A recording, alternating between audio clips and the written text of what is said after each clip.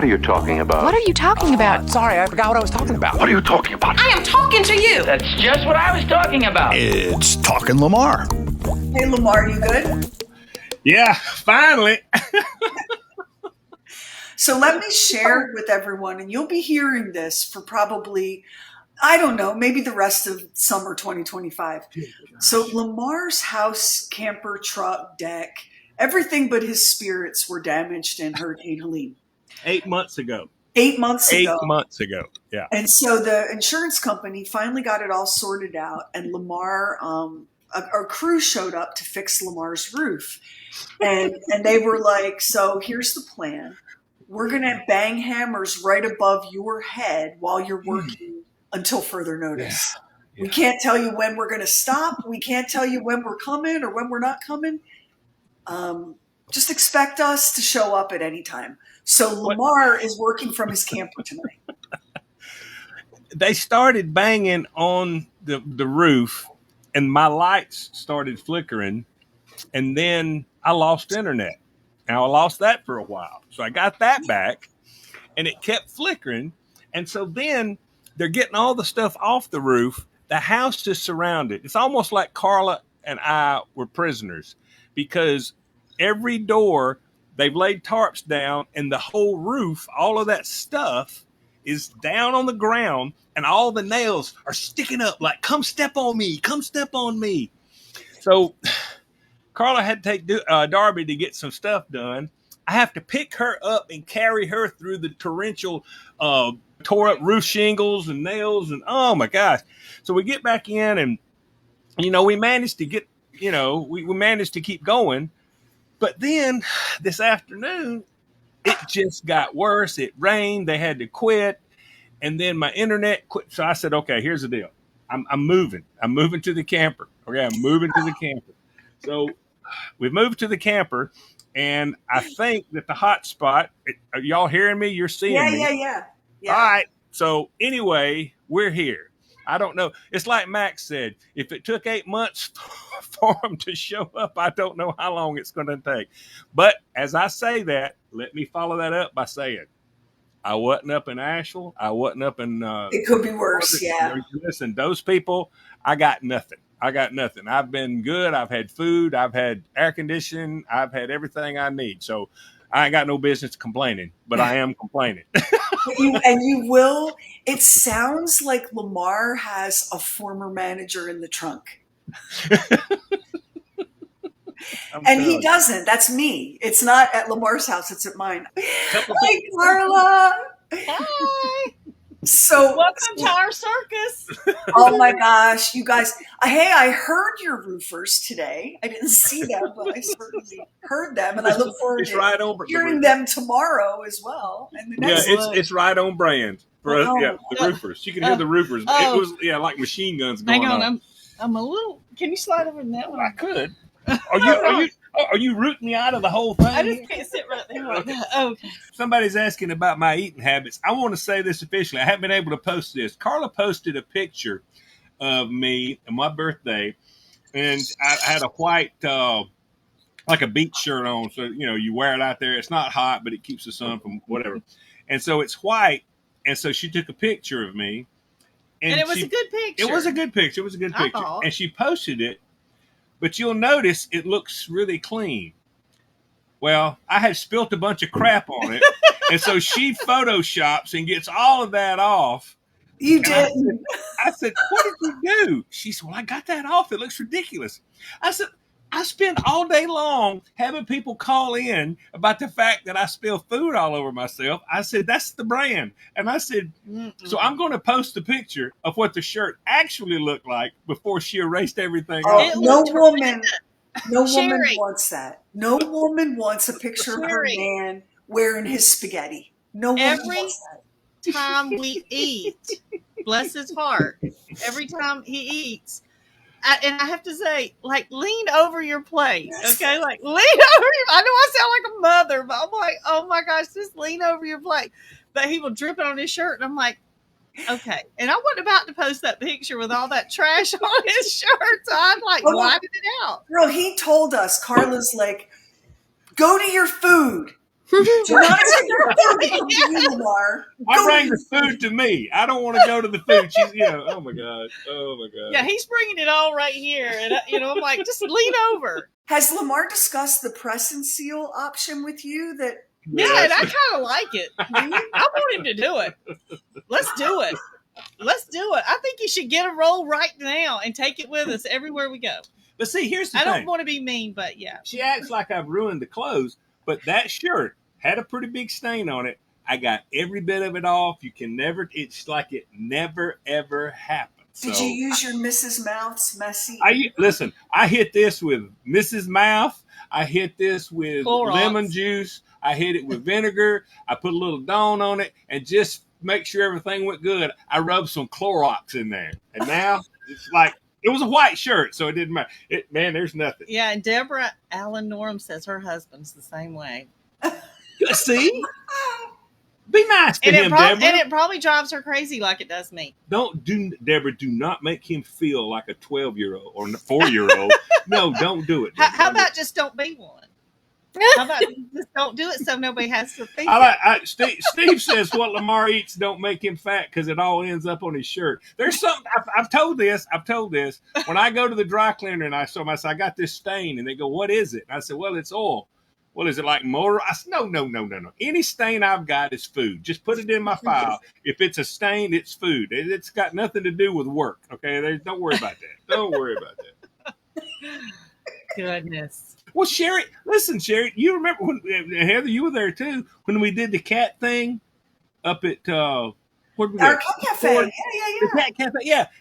I went in there and got a coffee, and I come out there, the next thing I know, I'm turning up the coffee, and the lid, not my fault, but it was not a great lid, and I've got a white shirt on, and I've got this big, huge coffee stain meeting everybody. And Sheri's going, yeah, right. Oh, yeah, you're blaming it on the cup. Yeah. So, I have such a, of all the things, we are the product of all of our experiences, right? And one of the things that I cannot abide is stains on my clothes. And it goes back to my childhood of, I just never feeling like my stuff was okay. And so it can be ripped. It can be on fire. There can be a rabid animal dangling off of the sleeve. But if there's a stain, I don't know why, Carla. I just can't handle it. So I completely get why you would Photoshop his shirt. If there's a stain, it's all I can see. It's all I can think about. Same. Yeah. It just drives me crazy, and I hate it that it's a thing, but it's a thing. I swear, I changed that shirt, and in fact, this is a shirt. I put this shirt on, and within 4 minutes, I'm drinking coffee, and I turned and sloshed it all up, but it's not on here now. It was all down here. I mean, he switched out of that shirt that he had the spot on. He put this one on, and within 5 minutes, he had it completely messed up. When I was squeezing my orange for my drink in one of those, handheld squeezers. Now, it's supposed to be a lemon or a lime that goes in there, not an orange. So, shame on me. Yeah. I squeezed that orange. The juice hit my eye, my hair, my neck, my shirt. And so I was like, oh my God, I can't function. So I scrubbed it myself. Here's a fun tip, Lamar. Baby wipes. Baby wipes are such a good thing to have. If you get a stain, if you don't have a Tide pen and you can grab a hold of a baby wipe, I was baby wiping the snot out of myself because, it works good? Yeah. Oh, yeah, it took it right off. Yeah. I don't know why. I had a Tide pen at one time, but, a Tide pen only lasts me about a day and a half. So you need a Tide fire extinguisher. I'm thinking at home, I can't do it in restaurants, but I think at home, we're going to put a tarp down under the table, and I'm just going to sit down and eat naked and then go take a shower. That's all. I don't know what else to do. I don't know. It's ridiculous. That's a lot to look forward to, huh? Yeah.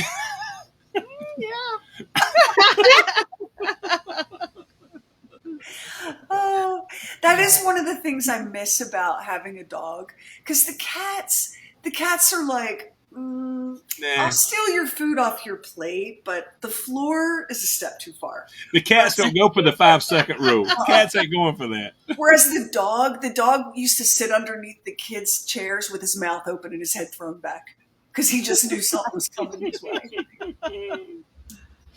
Yes, baby wipes, Julie Carter. Like I keep sometimes when we run low, I'll get like a box of them at Costco, and Kevin's like, "Why do we need this many baby wipes?"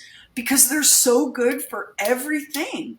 Put them Like in the car. Take them in the Yeah, I car. like to clean the car with them. Like inside. Makeup and the cat. You can wipe the cat down with one if you need to. Well, y'all don't have a cat, Darby. You can wipe Darby down with one. They're amazing. Yeah. Natalie says naked means you don't have clothes on.